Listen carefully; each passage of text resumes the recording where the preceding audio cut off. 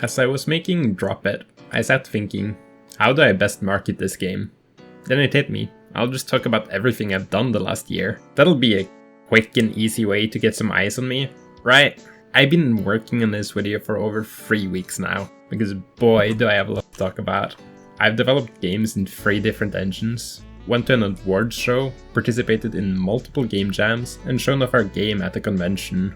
But even with all of these accomplishments, I sit left with a feeling that I could have done so much more. For if there was a single word that could encompass the entirety of the year 2023, it would be this: burnout. But at the end of the day, I am proud, and my god, I'll show you why. We decided to enter all of our 3 current games: Project Bubble Frog, Story of a Lifetime, and Dalia's Mirage into the Norwegian Game Awards. That was going to be a sizable challenge. At least 2 of them weren't up to the standards we'd set for ourselves. We were hoping that we could polish off the games in the time between the sign-up and the show-off. Unfortunately, that proved quite tough, seeing as half of us were students, and the other half, well, they had a life outside of making games.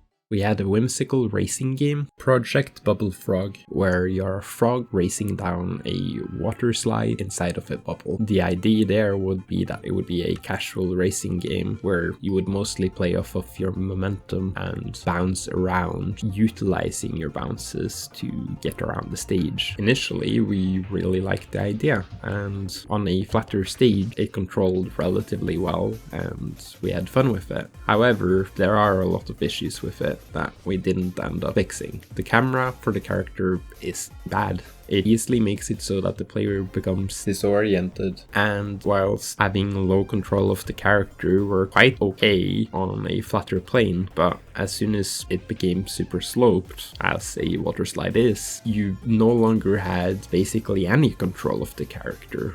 Less so than we intended, which meant that we had removed all of the skill required for the game. Additionally, the player ended up going so quick they ended up passing through walls at certain points if they collided into them, which is obviously not good. So there you have bad, disorienting camera and janky, sometimes being thrown out of, well, the world with no way of getting back up, and you have a recipe for a game that doesn't feel too great. And the next game we wanted to show off was Story of a Lifetime. We wanted to show off a section of Story of a Lifetime, for, as you might suspect from the name, Story of a Lifetime was supposed to be a story game. A narrative exploration game with kind of visual novel-like elements where you would talk and you would do different tasks for the different villagers. It would be structured sort of similarly to Majora's Mask, wherein you only have a set amount of days, and unlike Majora's Mask, you couldn't rewind time. What we wanted to show off at the Norwegian Game Awards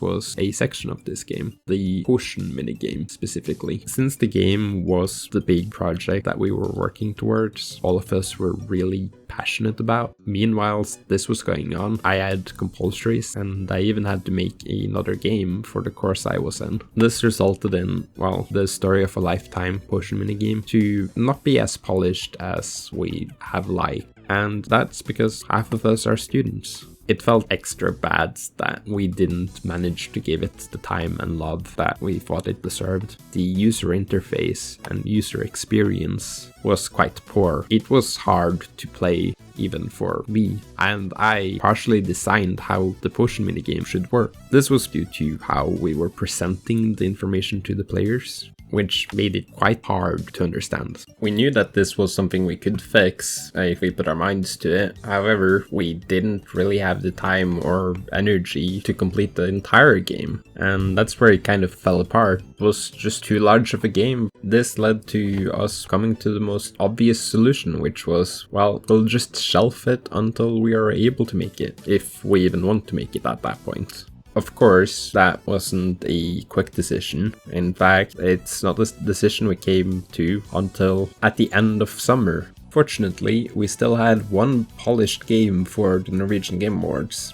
We had Dalia's Mirage. To give you some background on Dalia's Mirage, it was the end of year task we had at Sunnhordland Folkehøgskole, where I was at the time studying game design. This is also where everyone in Team Snugglemuff initially met.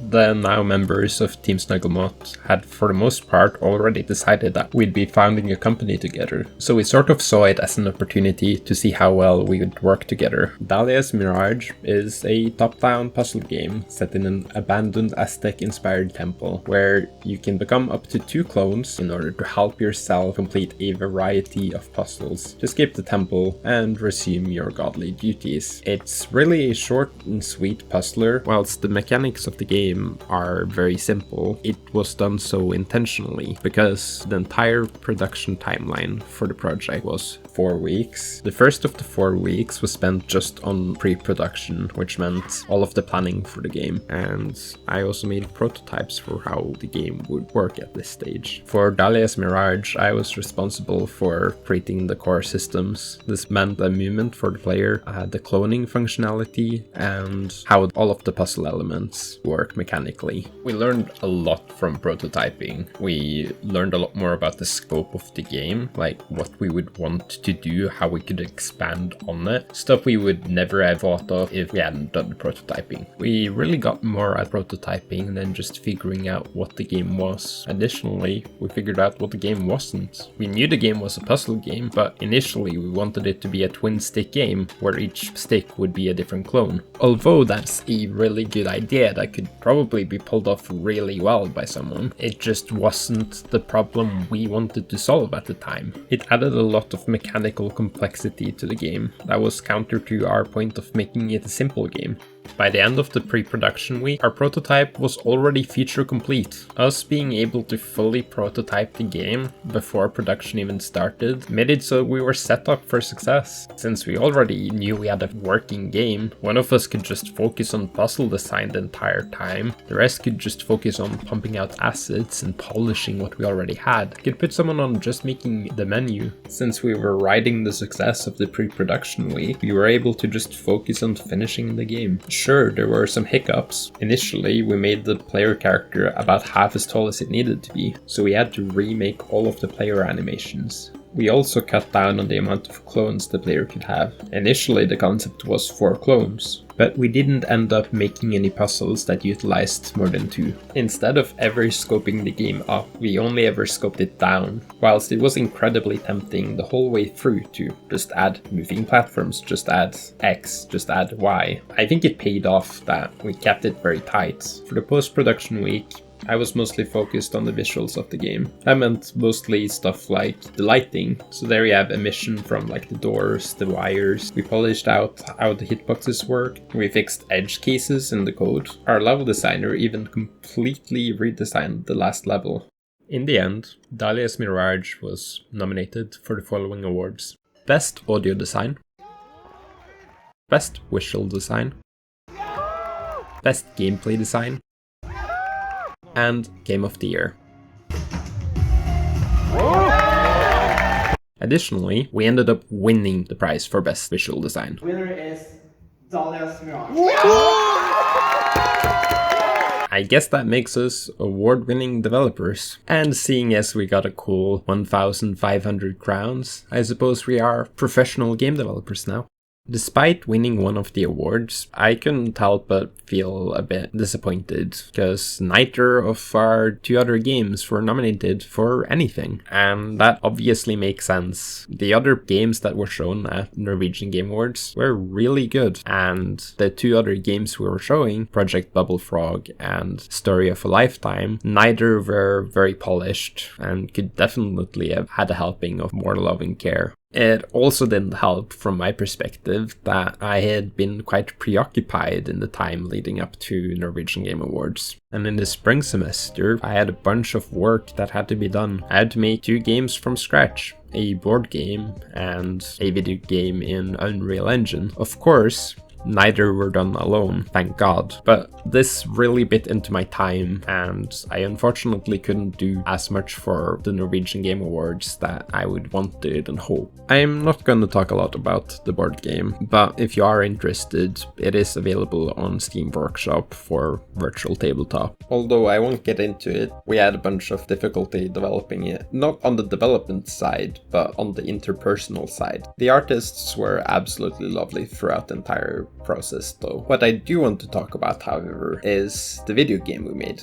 Gnomed is an arcade first-person wave shooter, where the player is a delinquent kid who will shoot and shatter a wide variety of gnomes with their toy gun in increasingly more difficult waves until all 10 waves are completed, with pickups that allow the player to temporarily power up or refill their ammo. The game officially ends after wave 10, but the player can choose to play for a high score in the endless mode following wave 10, or play through the game on night mode. Standard mode, but harder, low visibility, and faster gnomes. True challenge for the brave of heart. In the safety of your backyard, you see them, their pointed hats. They've come for your family now. You and your trusted toy gun are the only things that stand in the way of total gnome catastrophe. Create a landfill of their shattered bodies, putting an end to their attempt at total neighborhood domination. If you fail, only outcome is Gnomergeddon. The game ended up being quite polished in my opinion. Whilst it was again a quite simple game, it was again on purpose so that we would have more time to polish it up, and polish it up we did. It's unfortunately the most well optimized game on the market, so it sometimes struggles with low FPS, but all in all, I think it was a great game for the first large project in Unreal.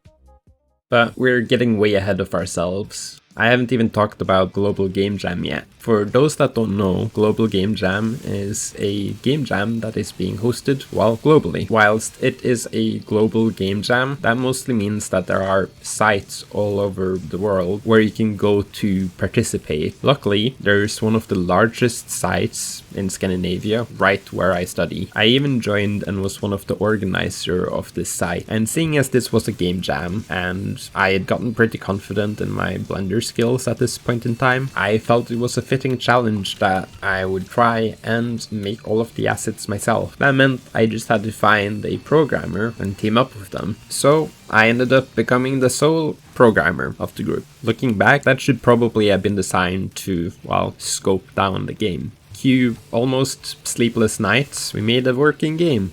I have to say, it's not particularly fun, and the AI movement is funky. With how I was handling the game jam, I was basically speedrunning Burnout. And Burnout I became. Aside from the school projects, Gnomed and the board game, I basically didn't make games. I think this is also sort of why I felt so bad about the Norwegian Game Awards. Because since I'd gotten burned out, I didn't use my free time, which I would have had enough of, to polish off the 2 other games. And after the exams, well, I didn't really make games then either. Sure, I did write some story for Story of a Lifetime, but not nearly as much as I could have or should have. And I didn't really touch any engines until the GMTK Gamejam, or Game Maker's Toolkit's Gamejam, was a fresh start back into making games. The GMTK Gamejam had a theme, Roles Reversed, a banger theme. We were all excited, and eventually, after a lot of deliberation, we landed on a quite simple game. So instead of making a complex, overscoped game, we made Up to No Goob, a super simple game with absolutely no games at all. That was sarcasm. It was supposed to be a tower defense game, but reversed, where you, the player, Goob, are tasked with liberating chickens from the evil farmers. But the farmers are fighting back. Need the eggs.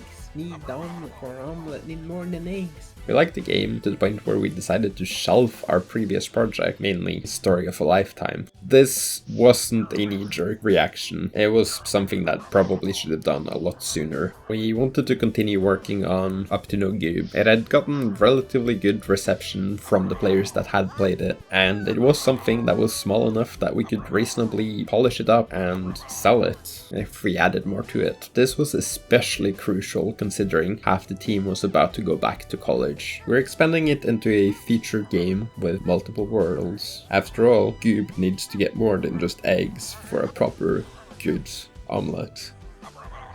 And pretty crucial considering the fact that I was still massively burnt out. The semester was grueling, not necessarily because it was hard, but because, well, a lot of it fell out of interest. And seeing as we were pretty proud of how the game turned out, we decided to show it off at a convention, Spill Expo. There's actually almost tripled the amount of people in our Discord. This is your cue to join it now.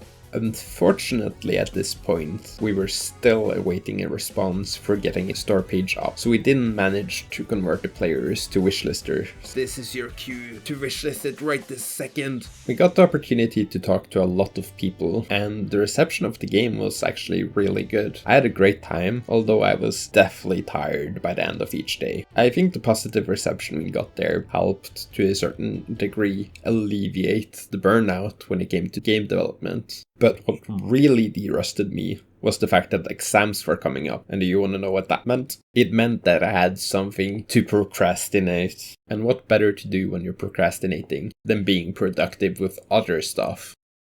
So I downloaded Godot for the first time ever, and I slapped together a game, and bam, it's done. The game is called Drop It. It's a casual arcade game where you have to combine fruit to create even bigger fruits, accumulating points in the process. However, there is only so much space on your fruit platter. Unfortunately, I have like a billion things I feel like I have to do before it's done, and bam, no point in making it if no one sees it, so bam! I slapped together a Steam page for it, gets approved, but people need to see what I'm making. So, of course, I make a teaser trailer, but the teaser trailer is leaving everyone confused as to what's happening. So I have to make a new trailer that teaches the viewer how the game works. But that's a lot of work, so instead I procrastinate making the trailer by writing the script, and now I'm procrastinating it by recording the script and edit together clips of the stuff I'm talking about. That's future me's problem, and I've hardly edited anything together ever. This is as good a start as any. So here I am with a game I'm super proud of, but no one knows anything about it, or about me, or about my company. And that's slightly problematic when about 50% of my dev time should go into marketing it, whilst I'm here spending 75% of the